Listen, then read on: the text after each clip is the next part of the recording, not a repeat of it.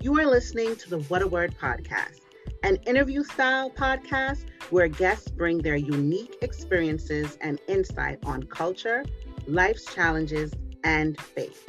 Each episode is seasoned with words which will inspire and encourage. Now, here is your host, Ryan Sharp.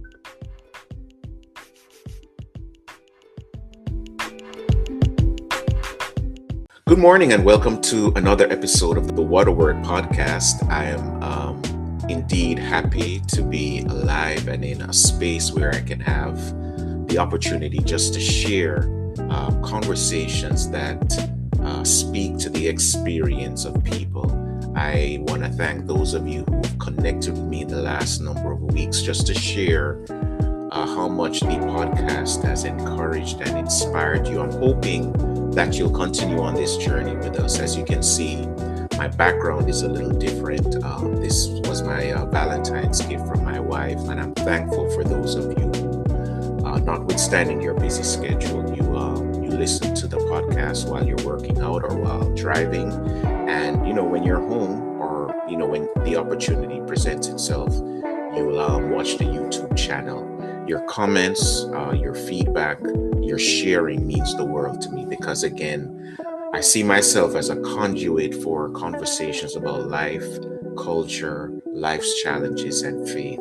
So it means the world to me that you would, with all the other podcasts out there, that you would check in with mine. The last month or the last couple of weeks, we've had speakers in my faith community who've really address some of the issues that people of color are dealing with historically and in the present. And the word we got yesterday was really encouraging and inspiring. In fact, the speaker really made a point to address the fact that we have a presence in the Bible and that we didn't learn Christianity from white folk, that in fact Black people always had a culture of worship and praise and and thanksgiving and worshipped God. And our history, it's layered, it's tragic at points. There's beauty in it. There is beauty in our presence, and the speaker really gave validity to who we are as a people.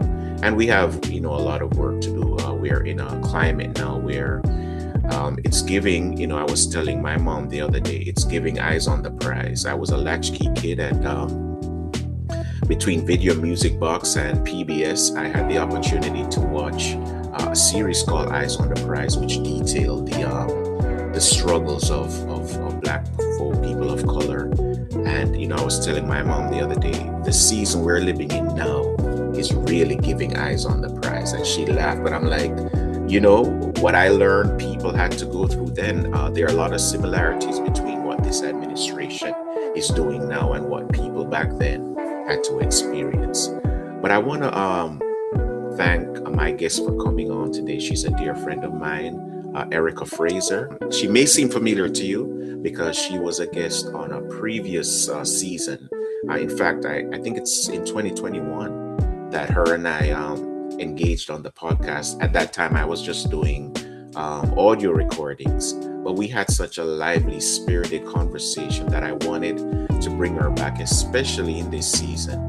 She's a writer and a communications professional, and she joins us again to talk about her journey, and I'm honored to have her on. Please join me in welcoming my guest, Erica Fraser, to the What a Word podcast. Welcome, my friends. Hey, and thanks for having me, Ryan. I'm excited for our convo today. Well, I thought about, the last time you were on, and I, in preparing for that conversation, I know you're a writer, you're an author as well, and from observing your Instagram feed, I'm like, she's well read. I don't know if her favorite author is it could be Zora Neale Hurston, Bell Hooks, Alice Walker.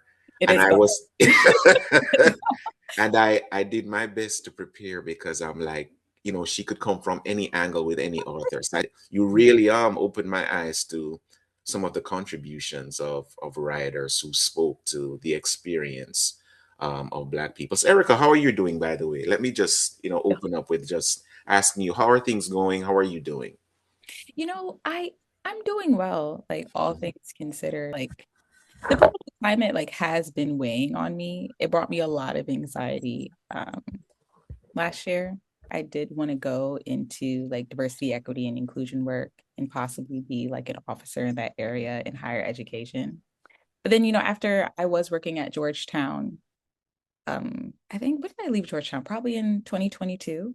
And I had to really ask myself, is there a place where Black people can go and feel safe when it's being led by white people? And my answer at that time was just like, no.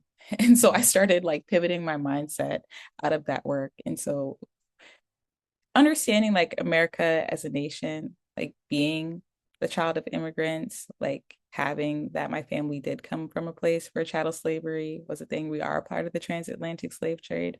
It's not like I'm shocked by what's happening in the United States. I think I'm just more sad about what that means for Black folk overall, here and abroad and everywhere.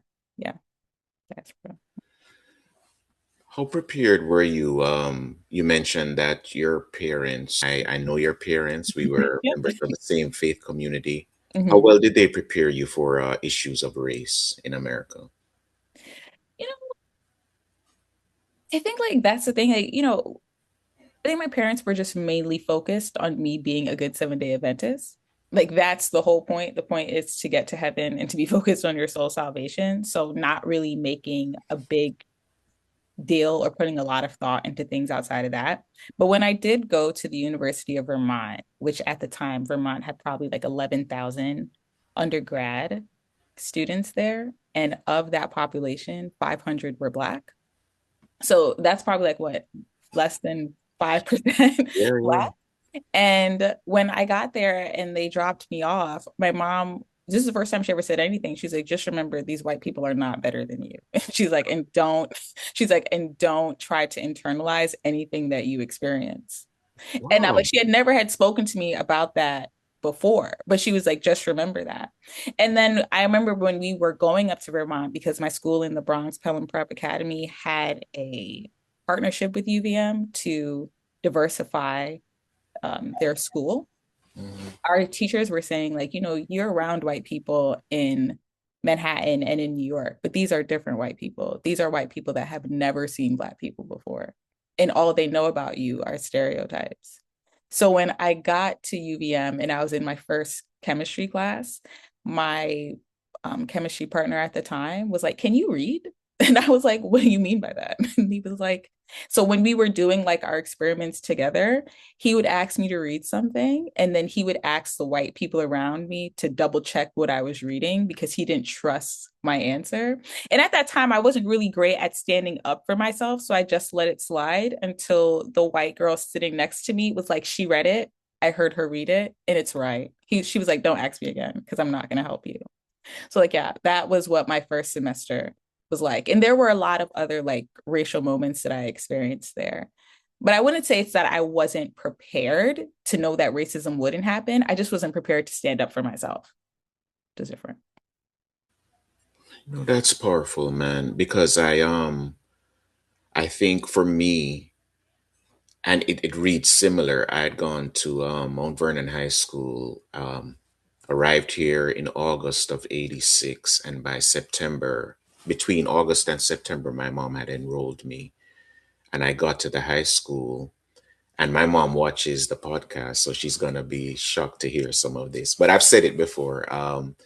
I went the first day and I was looking for the auditorium because I'm like, they're going to have worship before the classes start because that was what I was accustomed to in the Caribbean.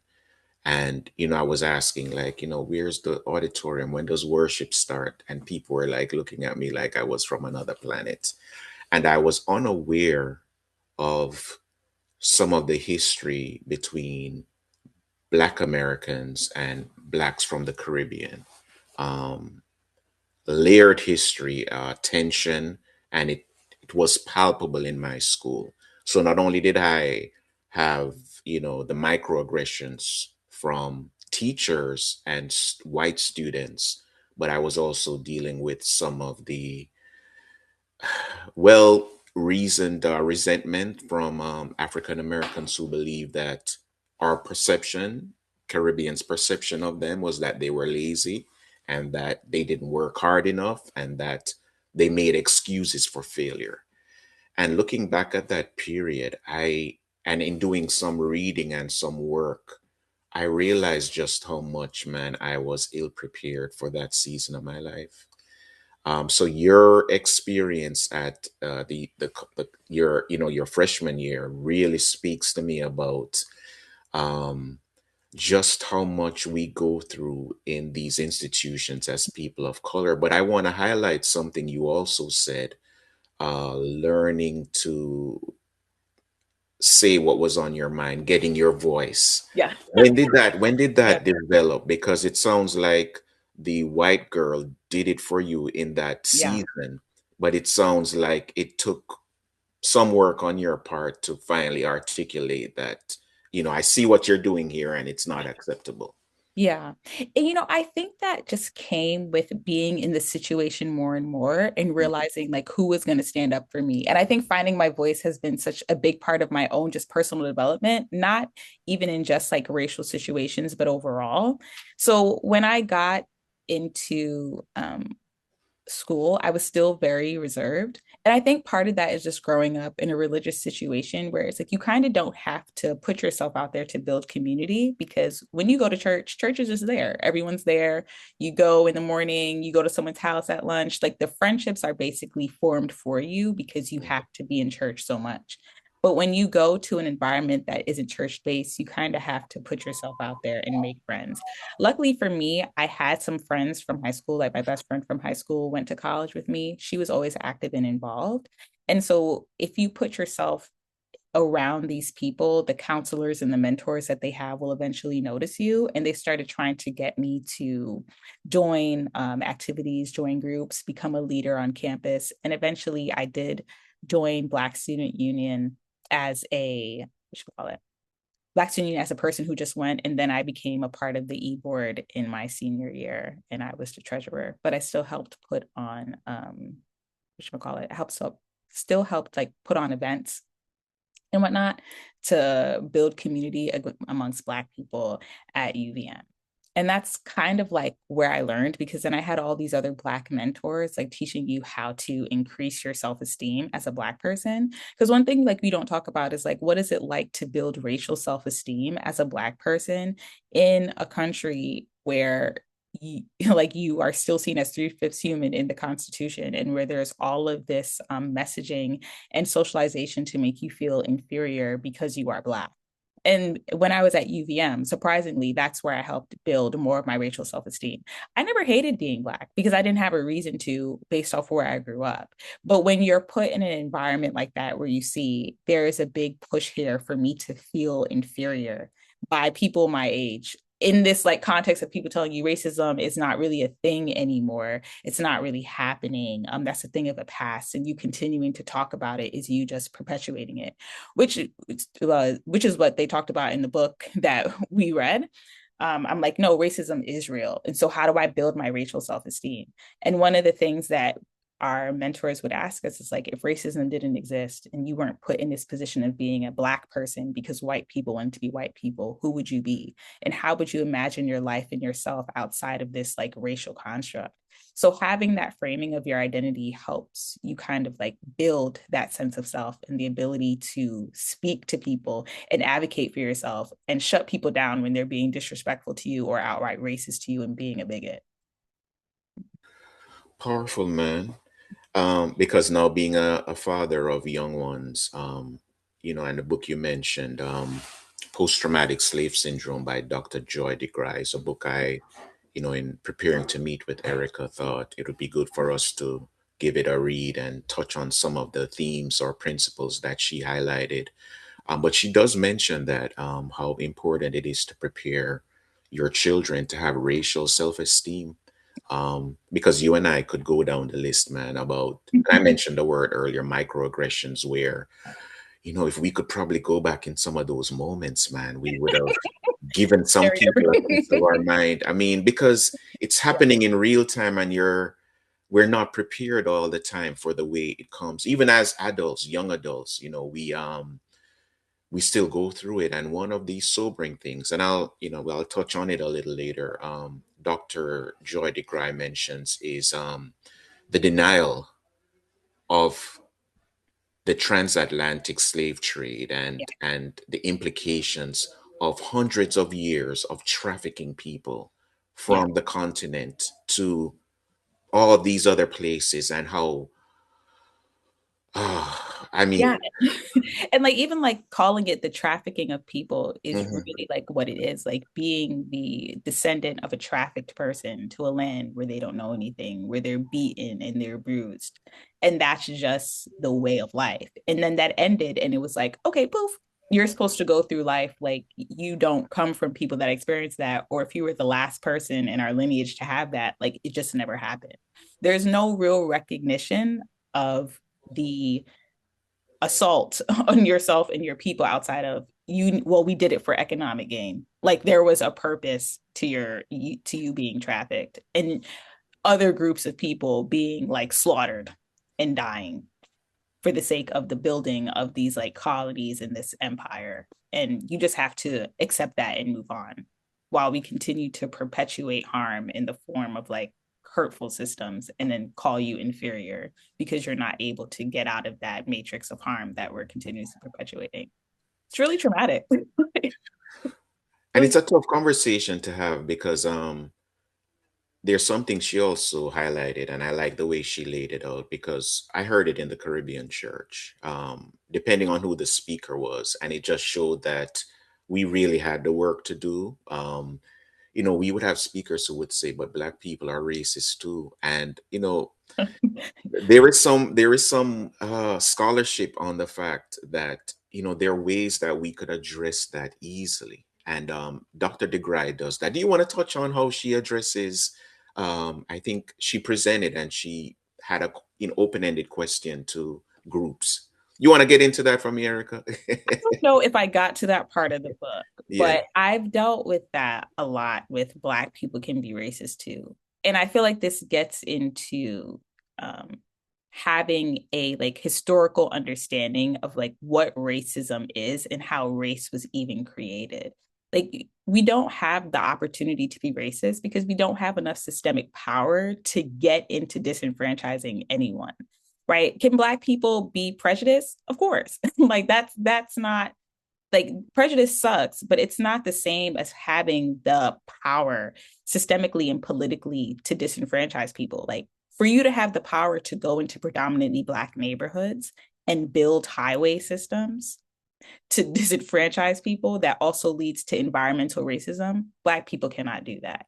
Like there's just so many things we do not have the power to do, but even when you hear that perpetuated by Black people, that hurts my feelings. Well, it hurts me because I'm like, this is someone who has internalized what white people say when white people try to say we are aggressive and we are mean, which is really just a projection of their internal world onto us and us taking it in and doing the work for them to subdue us into submission and feel like we are just as bad as them racially, even though we don't have the power to do that. And I don't know if she says that in the book, but that's just how I feel. You hit it on the head, man, because what she highlighted is even if I may have feelings about a white person, I may not like them. I don't have the power to impact them as a group. I can impact their housing, their health care, their education.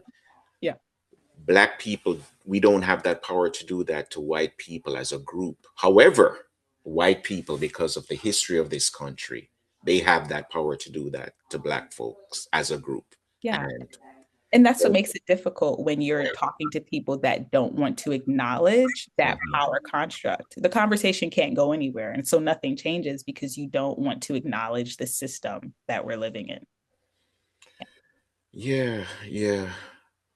And we could also talk about, I presented as in my work as a criminal defense attorney, I've gone to, especially during COVID when there were unarmed killings, I would be on these Zoom panel meetings, and sometimes I was in front of churches, civic and religious groups, And invariably, someone would say, but if I don't beat my child, the police is going to shoot him.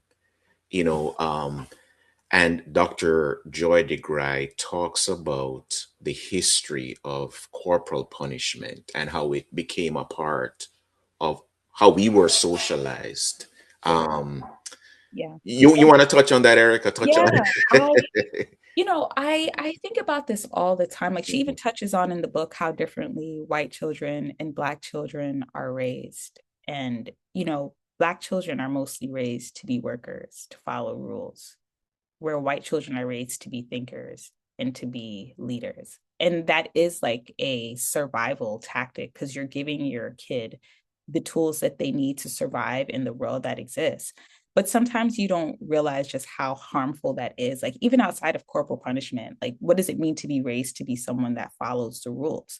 It's hard to make it in corporate America or in the job place when you're afraid to go against authority, like you're afraid to take up space. Like the things that we're doing to say we're trying to keep you alive don't necessarily help us thrive as like kids and young adults when we enter the work field, because we're going out there with people that have been empowered to take up space and move differently. So yeah, it's sad all around. And I like the way that she framed it. Like they were doing what they felt that they need to do, telling you not to be visible, because a visible child was a child that was in danger if they're black. They could have been taken and they could have been killed. So you're taught to be quiet, keep your head down. They were doing the best that they could at the time. But what does it look like to shift what is the best for young black kids now, even in a world that's still very isn't safe? What does it look like to help a young black kid thrive without taking on these without continuing to parent like we are enslaved? It's sobering, man, because what she also says is that you are emulating the person who had power and strength, which was the master, and how he related, right? So he related to challenges by beatings and whippings and hangings and mutilations. And now, as a parent, in an effort to protect your own child, you're emulating the practices of that person. And to this day, and I think what she also takes uh, she patiently points out is that over generations without healing, Yeah. you'll continue to do what, and you may not even have a reference for it in your own family dynamic because you don't know what happened to generations before. But she says, unless we take, she uses the word, we use a historical lens, then we'll have no reference for what it is we're doing today with our children centuries later. Yeah, and I even thinking about that, talking about building relationships with your children and being emotionally close to them, and how many Black kids have that experience of having an emotionally close relationship with their parent. I feel like it's also a byproduct of slavery, of your parent not trying to get too close to you because they didn't know where you were going to end up or what could happen to you, because we weren't allowed to have those social bonds. Yeah. So what did that look like? This is necessary because we need to have these conversations often. Because, the other day I was on, just to give an example, I was on Instagram and I saw yet another institution where photos, artifacts were being removed by the current administration. Mhm. And in my anger, I wrote and I shared it in my stories, you can't erase us. Because not only have you now said to people who have experienced and are still experiencing some of the worst tragedies because of what others have done to them, that you don't matter. You're now trying to remove that history from places where people go to see it and do the research. Yeah. And we have to find a way, I think, to, I know it's February and, it's highlighted a lot, but we have to do it throughout the year and the days. The Bible talks about writing things so that the children will remember. And, it speaks to our faith and our resilience, but it also speaks to those parts of our history that are uncomfortable to discuss and highlight. We need Yeah. to constantly keep those, like your mom did, telling you, listen, don't ever feel that they're better than you are. Just imagine if parents continue to build that racial self-esteem in children whose noses look different, their lips look different, their skin tone is Yeah. different. Just to let them know that, listen, notwithstanding what we've been through, and we have work to do, I get it, but we are a people who are resilient. And I look back on just how she walks us through the transatlantic slave trade and what happened over centuries. And I'm amazed that we're still even here. I was watching a video, I think it was on TikTok, and someone was like, Black people are living in a post-apocalyptic society when you think about it, with everything that we've been through as a people. Like the losing of your name, being trafficked in chains on top of each other, having so many people die and be lost in the water, being beaten, being assaulted for centuries, and we're still here. They were like, how much worse can it get for Black people when you think about it? They were like, we know that Black people are really afraid at this time, but think about your history and the history of our people. How much worse can it get for us? We've hit such a low with the way that we've been treated. We have to remind ourselves to be resilient even during this time, because we come from people that fought hard to stay alive and fought hard to free others when they had the opportunity to. And so there are times where I'm afraid, but then there are times that I remember the power of the people that came before me and the strength that they had to like carry. To even think about how I'm living now, like as a Black woman, is a true testament to all the other Black women before me who fought hard for me to even get to this place, to be able to live on my own, to have a job, to work, to have my opinion even be valued enough to share it and people read it. Like 60 years ago, that wasn't even something that people thought of, but here we are. And so that's what reminds me to like to keep fighting and to keep building my racial self-esteem and the self-esteem of people around me, because we're not a defeated people. We don't come from a defeated people. Like, yeah.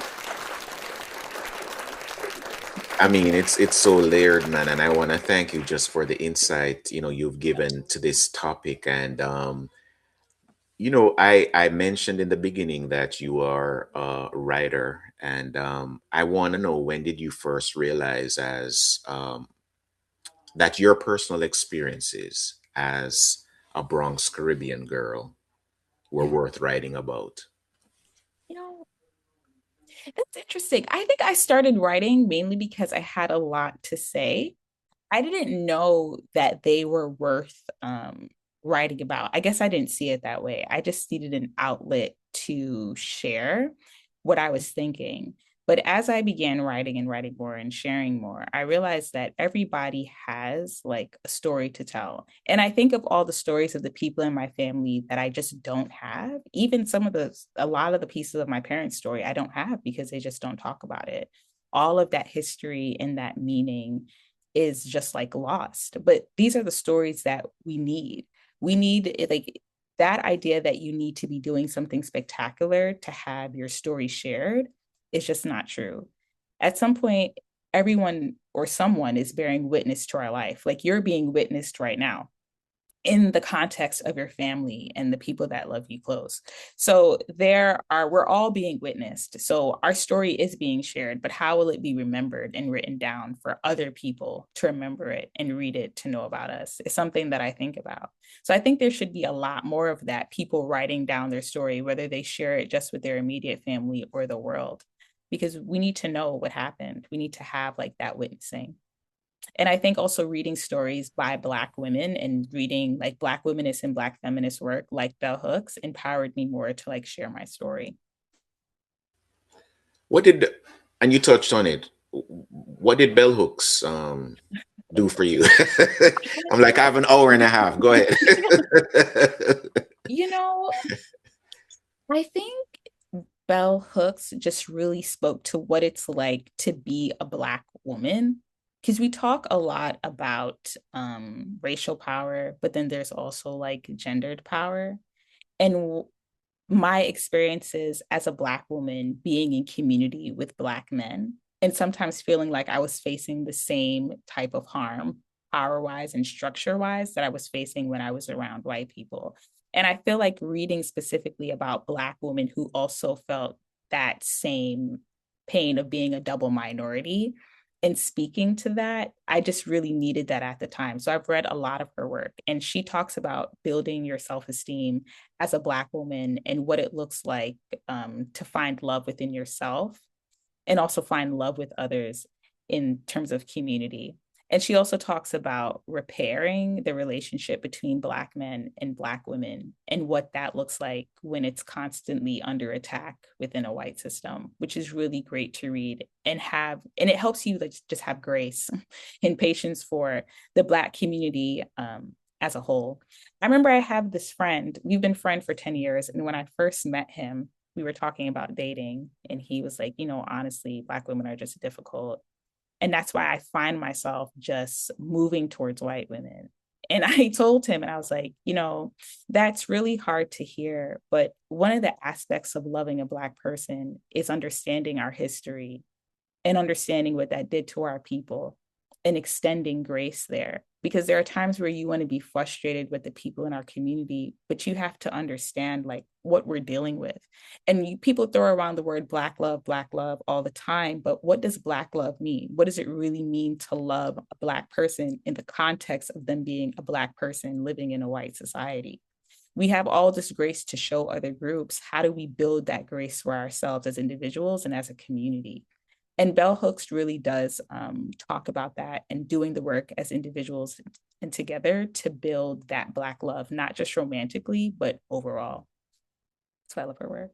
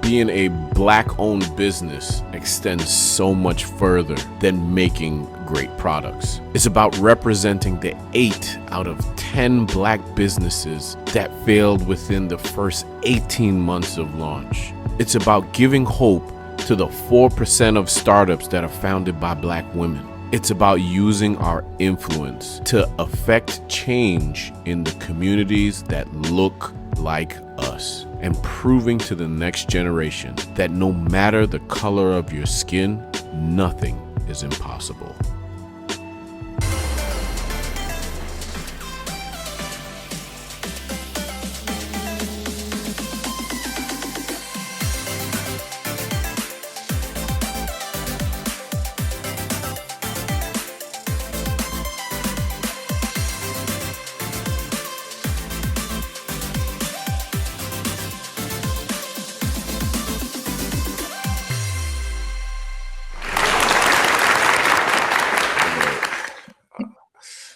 I have to sit with that for a little bit because what you mentioned points to something in terms of Black men, Black women relating that Dr. Joy DeGruy also touched on.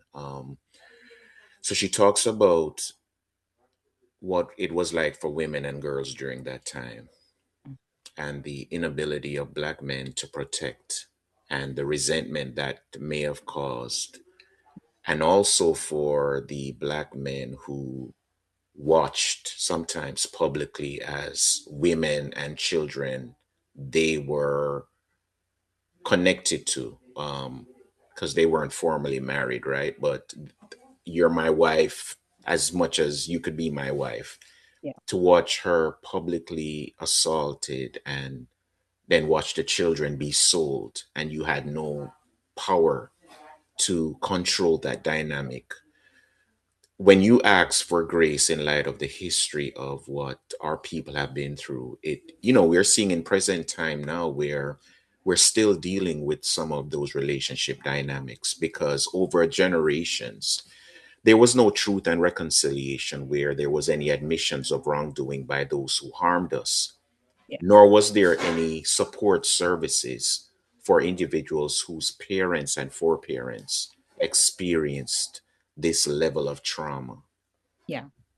And that's like the thing. It's like that's why people say like loving a Black person, choosing a Black person is radical. And it's very meaningful when you can watch Black people come together and experience joy and be happy together, fall in love, and do all of these things because we were robbed of those opportunities so much.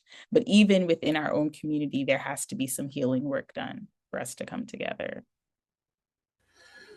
And that's the other mind blowing thing for me, man. And I'm Because you would speaking, think so. You would think that because of that, you'd want to come together, but no. Yeah. but the level of forgiveness, right? Because Mhm. think about any other group who were to have experienced what we experienced. I Mhm. mean, Dylan Roof, just as an example, shows up to a Bible study Yeah. with Black folk and they welcome him in and Yeah. they go through the studies. They kneel to pray and he kills all of them. But that's just a small example of the openness, the welcoming, the forgiveness that Black folk have exhibited time and time again, notwithstanding Yeah. the Because abuse and mistreatment, and now the erasure of, or the attempted erasure of our history. it's like Black people don't even want revenge as a whole, as much as we want to be able to just move on and be left alone. And even just wanting to move on and be left alone, we cannot even be granted that. Where is it safe for Black people to just be, to just be? I mean, listen, Yeah. our uncle and auntie publicly, Barack Obama, Michelle, Yeah. all the things they had to accomplish just to be able to have this opportunity to be in the White House and to show such a high level of dignity and grace throughout. No scandals. Yeah. I mean, we never saw President Obama lose it and curse at a reporter or denigrate somebody who asked a tough question. To go through all of that now, and they listen, you won the election. They opened up the White House. They gave you a tour. They walked you through. President Obama was gracious enough to give you all the security briefings you needed. You were welcomed by a person who you denigrated when he Yeah. was in the White House. You know, you challenged his where he was born, where he went to school, whether he was qualified. They've moved on literally and figuratively. And then last week, To be called a monkey for no reason. It's just, it's insane. But that level of hatred, it's deeply like that is just that level of hatred towards a group of people that you have already harmed so deeply that there's just no words for that. There's just no words. You can't even like describe like why. This is what was on your mind to do with everything. Yeah. and I had mentioned it before, like I think even in terms of our stewardship as people of color, you see, even when our administration fails us, Black women and men, time and time again, will go out and they'll vote to save us from ourselves because we saw the receipts, right? The current president would have had no shot in the White House if we had had just enough allyship to Yeah. do the right thing. And the fact that he had the opportunity after January 6th, after the convictions, Yeah. after stepping out on his wife publicly, to have this opportunity now to be in the White House, to go after his enemies, says a lot about what um where America is, because they like to isolate and say, okay, it's really about him, but he's really just a reflection of where people are in terms of the heart. Yeah. And that's what I started off by saying in the beginning. Can Black people really be safe? And can Black people really be free in a place that has majority white leadership? And I think that's very hard to like wrestle with and realize like maybe the answer, maybe people have more hope than me, right?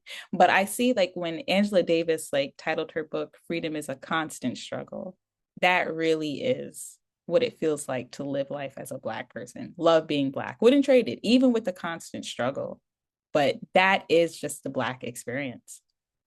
And learning how to move through that is just a part of that daily work.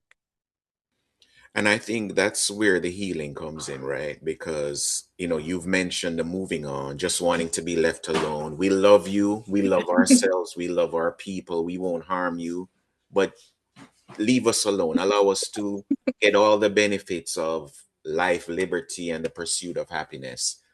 And to your point, I think if we don't do that, we'll have a picture of what happened in the bank with the little girl who the illustration Dr. Joy DeGrye makes is of a little girl being in the bank with her mom, and they're online, and I guess the teller is taking people as they come, and Yes. the little girl is curious. She wants to walk off because she's watching the other white kids do it. They're walking off, they're talking to the security guards, they're not in the line, they're spinning on the floor, Yeah. but something tells her you have to remain with mom. It's not safe to leave. And then she gets the courage at one point to veer off. Mm-hmm. And Dr. Joy DeGrye mentions a proxy mother gives her a look and says, get back with mom. And, the proxy mom is empowered because she just saved this child from herself, from her curiosity. And I'm wondering if between hypervigilance, which is what the natural response is now when you're dealing with all these forces. If I move out too far, I'll be attacked. If I don't do anything, I'll be attacked. Where does healing come in for people who have been on constant guard, especially if you're awake? Where does healing begin for us? To be honest, I don't even know. I think about it, when people are like, oh, you're invited to the cookout, inviting people that are not Black to the cookout. And I watch other Black people's responses to that being like, that's the problem. Y'all always want to invite people to the cookout. Are they inviting you to theirs? I think there's so many ways that like healing could look for people. It just depends on where you are in your journey. But I question that. Like, is safety being like, we have spaces that are just for us? Because I think of so when I was at UVM, this group of people wanted to start a religious group, just a religious like student org. And so when you had to have your student orgs, you need to go in front of the student body president and their people and request to them to join one. And one of the people on the board wanted to veto it. They were like, honestly, you say your organization is for religious people, but I'm not religious, so I couldn't come there. So it's not inclusive. And, people pushed back and they were like, the truth is, you were never going to start a religious organization because it's not of an interest to you. And here people have come together around something that makes them feel safe, and they're presenting it to you. And you are basically saying no to it just because you have the power to say no. But they never told you you couldn't come. They just said that when you got there, the experience wouldn't be centered around you and your desires. It'd be centered around them and they can partake. And I think about that as Black people. Black people are not excluding people from places. But if Black people are going to come together and have spaces for them, they should be centered around us and our collective identity. And I do think that there's a lot of healing in that. Like, we're not telling you can't come to the cookout, but you shouldn't come to the cookout and expect now that it'll be centered around you and your identity, because you are the person in most political power. Because will Black people ever have the generational wealth enough to right, to like be on par with Black folk? Probably not in our lifetime. Maybe if the world shifts and it's a scramble for resources again. But in our lifetime, no. So what does it look like for us to create safety amongst ourselves where people are welcome, but they're not centered? I think that's interesting.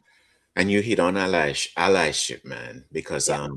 one of the things I appreciated during COVID I went to a march, and I had a couple of my colleagues join me who were white, and Yeah.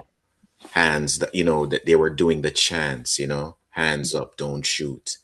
And I appreciated that so much. And clearly, to your point, their presence helps a lot. But I think we need spaces where we're the center, where, that's part of Yeah. allyship, Yeah. where just allow us to be, right?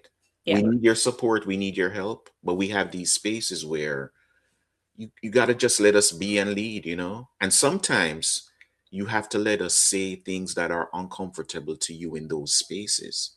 Yeah. That's a part of allyship, Yeah. you know.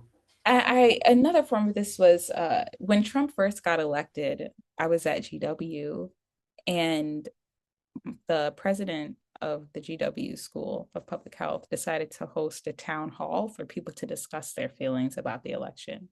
And I had told a friend of mine, she was like, "Do you want to go?" I said, "No, I don't want to go." This is when I was president of the Black Grad Student Union at GW. I was like, I genuinely don't want to go, but because you don't want to go alone, I will go with you. So we get there, and the president starts framing around. She's like, "It's just going to be very uncomfortable for me. And I know many of you, when you go home to visit your families for Thanksgiving, and you have to like talk about this." And people were chiming in, and I raised my hand and I was like, yeah, I hear what you're saying, but I actually feel like this is just ridiculous because, for months, Black people were dying in the streets and you never held a town hall. But dying by state sanctioned violence is a public health issue, but you just didn't care enough to do that. But here you are now hosting a town hall because you want us to care about you having to go home and having an uncomfortable conversation with the members of your white family. I was like, I feel like this is ridiculous. I was like, the only question I have for you is like, who's donating money to our school? Who is it? A political party? Are you going to stop accepting that money? Because if not, this is a waste of time because it's not like we're gathered here together to actually do anything productive. This is just performative allyship. Like if it's going to be allyship, it has to be real. And so I left, and some of the other students like left with me. And another professor spoke up and said, "Well, she's right. What are you actually going to do?" And she was like, "At the moment, nothing." And I said, "Right. We have to like," and so even when we're asking for allyship from people in positions of power, what does that really look like for you to use your power to really help us as a group?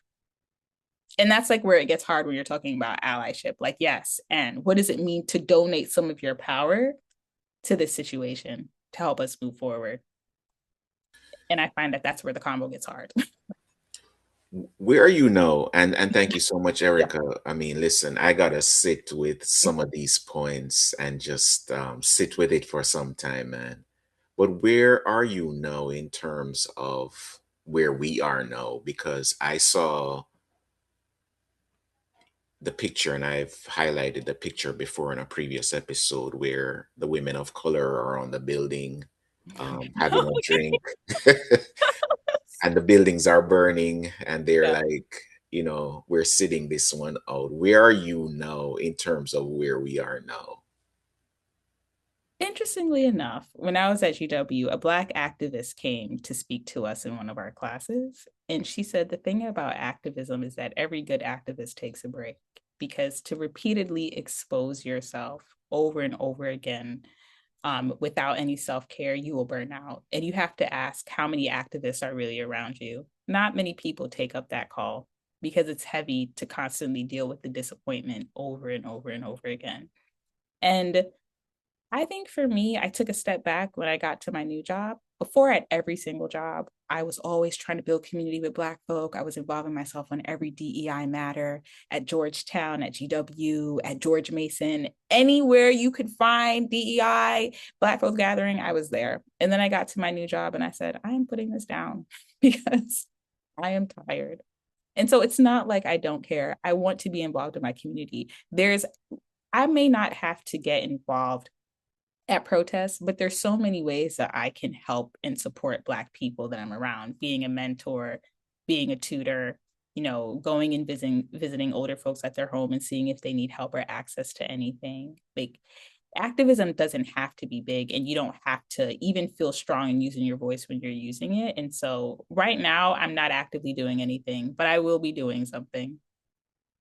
Yeah. Yeah, the rest is important, man. Yeah.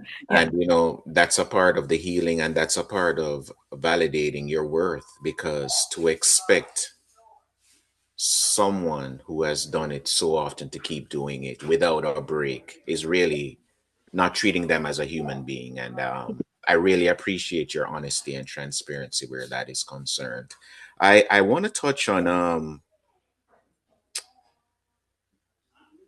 and because I think it's important for my audience, how did growing up in a Caribbean household in the Bronx influence your voice, perspective, and storytelling?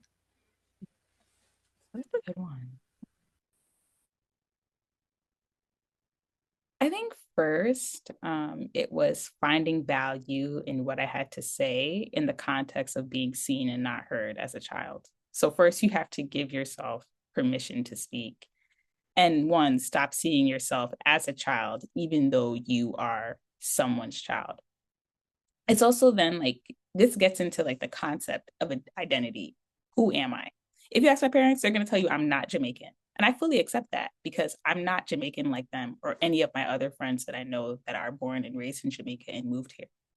I'm not African American, obviously, because I don't share that same sense of like culture because I was raised in a household by Jamaicans. And so who am I? Technically, I am an American citizen who is Black, biracial, context. And heritage wise, I am like Jamaican. That's just who I am, even though I don't neatly fit into any of those groups. And so, even like there, how do I distinctly tell that story while honoring all those pieces of me, knowing I don't fit into any of them? I think being like a first generation immigrant or a first generation American, I should say, is just so, it's such a unique experience. And sometimes like I look at people like Audre Lorde. Audre Lorde was also a first generation American from Trinidad. Like people are like people like me are sharing their stories. They are giving context to what their experience is like. And I think that's important to have because sometimes I look around at the diaspora wars and like you touched on this earlier of there being so much tension um in what it means to be Black. What does it mean to be Black? Who can be Black? Like you see that happening if you're on the internet now. It's everywhere with all of this like anger and division over what Blackness is, who can claim that identity, who has a rights to the story and the history. And even that is just like painful watching people argue because I look and I'm like, there's so much similarity between all these different groups. All of us are the same people infighting, not being able to come together. What does it look like for us to just share our story so people can know that we are more alike than similar? Right? We can honor our differences while also really celebrating and looking towards the things that we have in common to come together as a group. And so I think that that's what informs my storytelling. How do I humanize myself so people can see that I'm just like you, having the same struggles, the same issues, culturally and personally? Wonderful. Erica, I could have you here for hours, man. And I want to touch on the book. Mhm. We mentioned post-traumatic slave syndrome, and it's interesting. This book isn't available on audio, and it's not available on Kindle. The hard copy, anywhere you go, probably has to be ordered, but I would recommend it as a book that families keep in their library. Go through the topics and have open-ended discussions on the principles and the themes, because I read it, but I know it's a book I'll have to reread and reread again because there's so much in it that's so valuable and so relevant. I mean, she talks about, and I think and I hope I quoted it right. It's kind of like the 2 steps forward, 5 steps back in terms of our history. The Emancipation Proclamation, then the slave snatchers, Jim Crow, and I'm not saying it in the order, Greenwood, but it just shows that every time a group of people made some type of progress, there was a group that determined we're going to remove it. And, in my saying to my mom, this is feeling very eyes on the prize ish. If you Yeah. understand history and what's happening in history, or what happened in history rather, it feels familiar, this moment that we're living in. For So sure. I wanted to touch on, before we close, Mhm. how did the book help you reframe behaviors often stereotyped as dysfunctional within the Black community? Yeah. This is a tough one because this one is really, really tough. But I think this also stems from the part of history that we were born in, because I feel like I was born in a two steps forward part, whereas my parents were born in a two steps back. And so the way that we see the world is different. So sometimes, like, I see dysfunction because I can see how it's stopping us from moving forward. But then I think about it for that time in my parents' life, maybe they weren't focused on moving forward, they were focused on surviving. And so that is what they had to do. So there is grace there. And I also understand that sometimes me and my parents cannot understand each other because I'm trying to push forward, I'm trying to thrive, I'm trying to move. And they're like, Erica, sometimes you got to calm down and survive. But I'm like, I want to move forward. And I think that's the dream that many millennials were given. We're moving forward, we're pushing forward. And now we're being met with what is it like to have to sit still, be happy with what you have until you can move forward again. So, do I sometimes think it's a little dysfunction? I do, but I do have grace for how that dysfunction was created. And I think of, like, with everything going on, how will I begin doing some of the same things that my parents did that I didn't even necessarily understand because I was so focused on that forward movement. And my parents were probably just focused on, like, surviving. I was talking to a friend about that too, and she said a very similar thing when she was talking to her parents, and they were like, "We have a house." When we were born, that wasn't even a possibility. They were like, "We have moved forward so much," and what they were like, and we understand you want to carry that torch, but that's just not our generation. That's not what our focus was on. And I've come to accept that's what it, and that's sometimes what it means to just be passing the torch to the next generation. You're pushing it forward and you're moving it forward in a way that your parents probably couldn't have imagined. Right. So was it really dysfunctional, or did your parents do what they needed to do to survive, to move forward? And that's what I've just accepted. And, like, yeah, that's what makes it easier for me. I'm like, that is where their generation stopped, and we have to keep pushing. The thing is that when I see people in my situation carrying on that dysfunction, those are the people where I'm like, we got to rethink this. We can't keep carrying this. Like, those are the people that I actually talk to about it. Like, when I see us carrying on that dysfunction, whether it be low racial self-esteem or just the way we communicate with each other romantically or platonically or community wise, I'm like, we can't keep doing that. We have the power to change that in a way the previous generation did. So we have to get to a new place of normal so the next generation after us can carry that. So that's kind of how I see it now. Powerful, man. Powerful. Erica is a writer, a communications professional. Erica, you have some writings online. I just want Yeah. you to be able to give your handles and ways people can follow your work online. Right now, I also took a break from writing, but I've started writing again on my Substack. It's called On Being Seen Trying, which is just the process of trying, succeeding, and sometimes failing, mainly because, it can seem like a lot of the times you're watching the highlight reels of people's life. And even those intricate details, like, of how you made it to where you're going, where you're at a point now where people are so curious, you don't have a history or a collection of that because people are asking you when things are finally going well for you, how did you get there? And you're like, wow, I have to, like, try to bring up all of these touch points. But the truth is that growth is not linear. There's a lot of fails, a lot of wins, a lot of setbacks in that process. And so now I'm just kind of like documenting that process on what it's like to be in the messy middle, on being seen trying and not being afraid to show people that things are not always going in my favor, and just documenting that. Wow. Powerful, man. And I'll put in the notes and any ways I can, ways people can connect. Erica said it, but I'll put it in the notes so that you'll have it as well. And I also, to Erica's point, want to those who came before, in this season where we look back on who we are as a people and the work we have to do. I just want to give thanks to the God above and the ancestors who had to do what they could on their, circumstances that are hard to process and hard to imagine. I try not to think about um, the pain points and how people had to live. It's really heart wrenching. And looking at our present and seeing what's happened over generations, I really want to extend my support in grace and in prayer to our communities that are reeling. And, I think to Erica's point, we have some work to do. And my mom, who is watching this, I mentioned the 80s and going to the high school, not being prepared for the first week. But I also want to extend grace to you as well because you were surviving. You were dealing in real time with a man child in the promised land.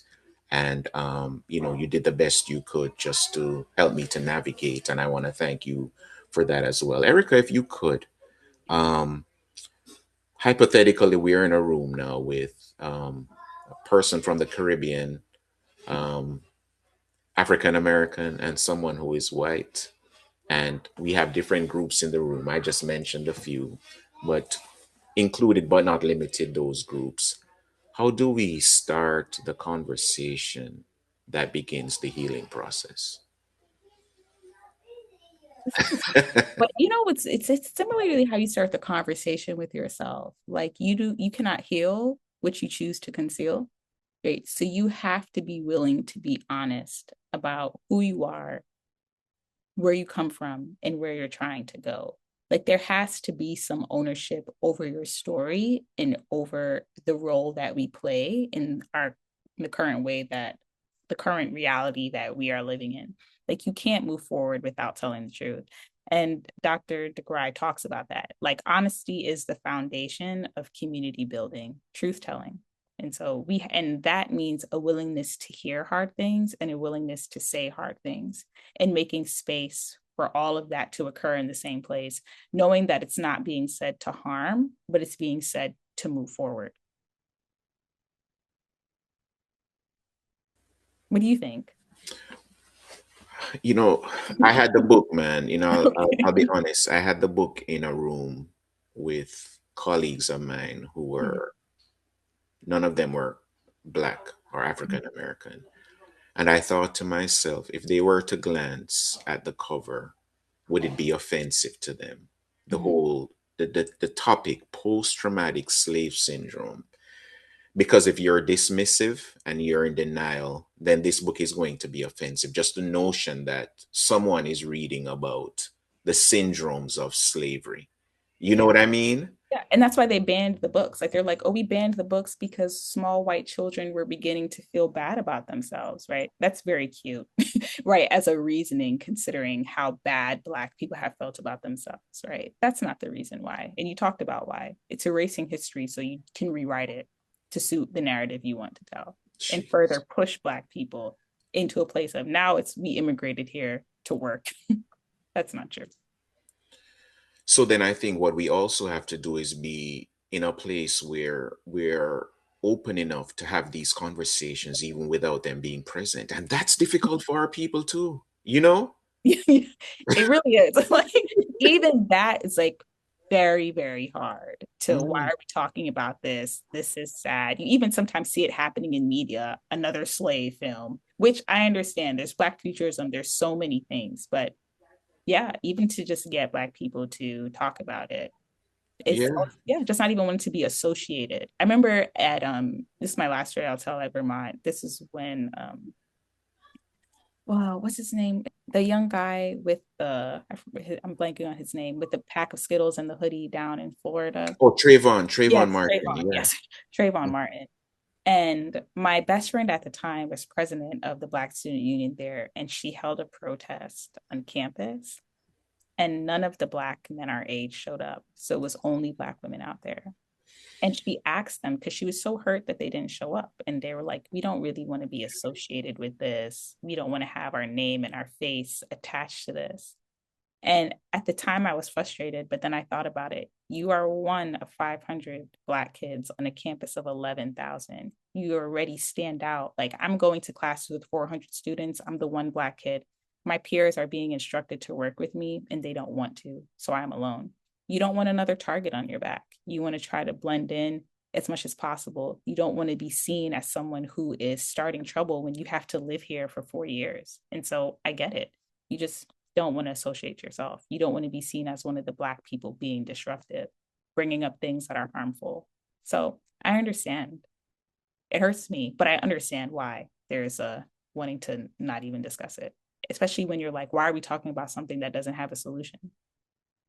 Like, they're like, what are we going to do? Yeah.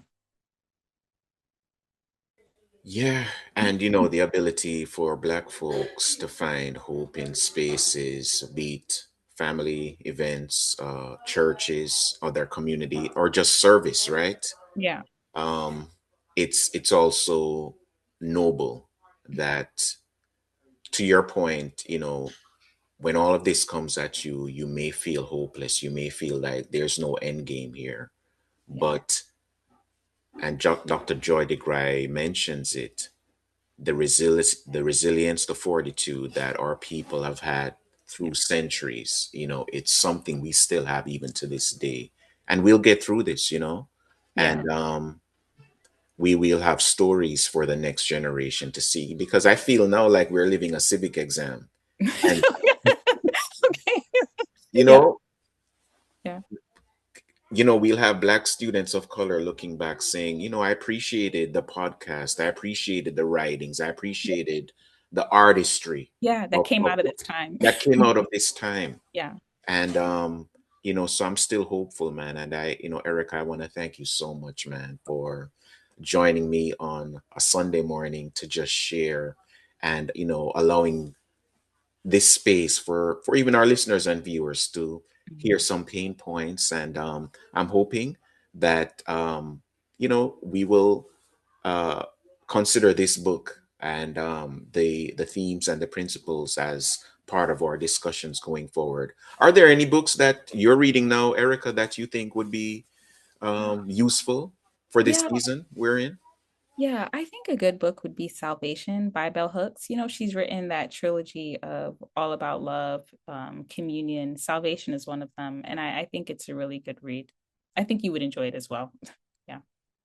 I'm gonna put it on the screen and in the notes, and give it a read, man. And Erica, who knows? You may get a text from me about coming back on to discuss Salvation by Bell Hooks. Okay. Erica, thank you so much again for your transparency and your willingness to share. Our listeners and viewers, I'm sure, will be inspired by this conversation, seasoned with encouragement. Thank you so much, Erica Fraser, for being a guest again on the Water Word podcast. And thanks for having me, Ryan. I appreciate it. You're most welcome. You're most welcome.